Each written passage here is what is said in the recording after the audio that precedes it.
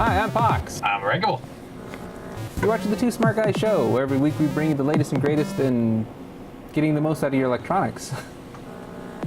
And we have more CES coverage Yes, for you today. more gadgets that you will eventually possibly buy and that we will eventually possibly hack. And which gadgets were these? This is some more interesting stuff. These guys make like a 3D bird is what they're calling a bird instead of a mouse, so you can like see in 3D and model in 3D, like pick it out and like you just have to watch the interview. It's hard to explain. It's like a VR system. Yeah. You interact with. Yeah, but it's lower cost than previous systems that are out there. That was said with a cringe. Well, I'm just saying it's more than a Kinect, but it's less than say like the MakerBot. What else did you find? This Pano 3D iPhone case that you like slap on your iPhone 4S, and it'll take 360-degree panorama pictures and video. So you can actually record video, and then you can edit it later. So you can like do an interview, and then like do the cutting between you and the interviewee, or just like get the whole scene of a concert or whatever. Or people can look around in an animation or in a file later. You have to see that as well. It's interesting. It's different. Did it really work? Yeah, the case is pretty cool. And you just screw on the adapter, the lens part. So you'd keep like the little lens part in your pocket, and then you screw it on when you need it. That way you don't have this huge thing hanging off your iPhone all the time. Qualcomm, as I mentioned in one of our previous episodes, they are now doing wireless power to charge things like Qualcomm, large cars. like the company that made chips for cell phones. Yes, they make basically all of the chips for all the cell phones. It makes sense. They're into magnetic wireless transfer of data and power, and that's what they're doing here. They have an interview with them with a system for charging electric vehicles, and actually have these in use over in Europe. Oh, these are the ones that are kind of put underneath the road or the concrete or something like that, or on top? Yeah, so like in your driveway or your garage, you'll actually like dig a spot out, put it in there, and it'll be permanent, and then you just drive your car and it charges when you drive, and until you drive it away. Just don't stand above it. Well, it'll be off when it's not charging. Hopefully. Yeah. Anyways, check out the interview. These are all like the, people with the company, so they really know what they're talking about. Pretty cool stuff. You can see what Pox was like there. Stuff for his car, stuff for his iPhone, and 3D. What can I say? At least it wasn't all 3D. Yeah. All right, let's go. All right, so I was walking by, I saw your demo here, and it was amazing. You saw the sign, mouse versus bird? Oh, yeah. You saw that as well? That's yeah, that's interesting.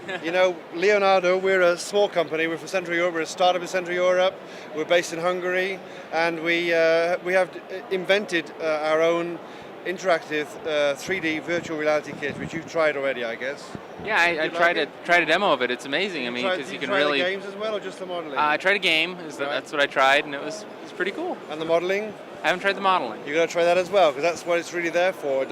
Not just for games, right? Right. Okay. So you get the whole thing. You get this thing we call a mouse. Instead of a 3D mouse, we call it a bird, because you can fly with it. You can use it in the real space where you're working, okay? And you get the whole kit together with this and the special glasses, the sensors, all the software in one box. It's a new invention. We've been producing it now for about a year. The whole thing costs less than $1,500. And go and take a look. Okay, great, thank you. So I was just told that you've invented this bird. Yes, I made the first prototype, and still I'm the chief technology officer of the company. What inspired you to make this? Well, first time I had the dream to draw into the space in kindergarten. I remember my brother was already in school, and he could draw a house in a paper that it seemed like it is in 3D. And I also tried to draw that when I was 5 years old. And when I was drawing that, then I was pulling up my pencil or pushing so hard that I made a hole in the paper. And then I was thinking, why I cannot draw simply to the space right there when I'm seeing that. And Later, I wanted to be a car designer, and that's why when we started to do programming in the school, I started to collect the information about it, how I could make a system where I can really, truly draw into the space. Well, it turned out great, and this is exciting. Thank you. Yeah, thank you very much. Now what this is called the Pano Micro, and this creates 360-degree video, simply using the iPhone 4 or your iPhone 4S. What is? Now this is actually live right now, and without any post-processing, you can see the entire 360-degree spectrum of video. So when it's recording, is it recording the whole stream or just what we see? It is recording the entire 360-degree field, because what happens is it uses the embedded camera in the iPhone, and then it captures 360-degree, and then we have a proprietary software program, free app you download, and then that dewarps it and allows you to live be able to see the video. Now, can you edit this? And are there supported editors or plugins to edit? Yep, there are some editing capabilities if you upload it to your computer, and it is extremely easy to use, and an 8-year-old can use it within about 5 or 10 seconds. How much does the product cost? It's only $79.95 and includes the case and the Pano optic. And the case is specially designed so that the optic fits right in it, and it just snaps on like this. And then once you start the software, you're good to go. Oh, and where can you purchase it? And you can purchase this online at gopano.com, and we ship all over the world. What do we have back here? It looks like a wireless charging vehicle. Yes, we've got technology that is wirelessly charging from a base pad that would sit on the ground, or it could be buried under the parking bay, and then a charging unit that receives the power over a wide air gap. And the great thing about this, the technology, the uniqueness, I think, is the ability to be misaligned and still have very high power transfer. Now, would this be in future vehicles, or can you retrofit like a Chevy? Like I have a Chevy Volt. Would it work in a Chevy Volt?